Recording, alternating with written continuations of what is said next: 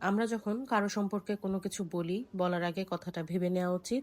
কারণ আমাদের বলা প্রত্যেকটা ওয়ার্ড আমাদের পার্সোনালিটিকে এক্সপ্লেইন করে। আজকে সকালে নাস্তার পরে কাজ ছিল, বাজারে চলে যাওয়া, মাসের বাজার করতে হবে। তাই চলে গেলাম বাজার করতে। বাসা থেকে লিস্ট তৈরি করে নিয়ে গিয়েছিলাম। তাই আর দেরি হলো না।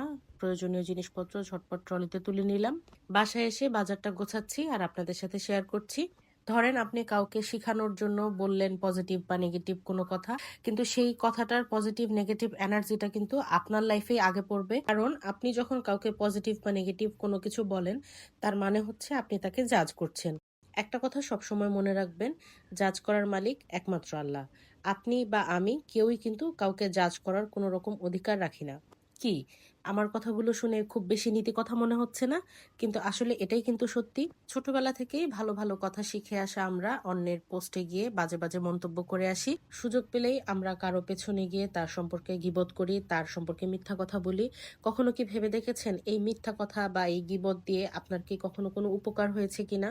আপনার আমার জীবনটা যতই বড় মনে হয় না কিসের জন্য, আসলে জীবনটা ততটাই ছোট।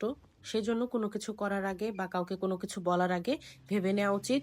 হতে পারে এটাই আমার বলা শেষ কথা। আর কালকের সকালটা যে আমি দেখব সেটারই বাকি গ্যারান্টি আছে।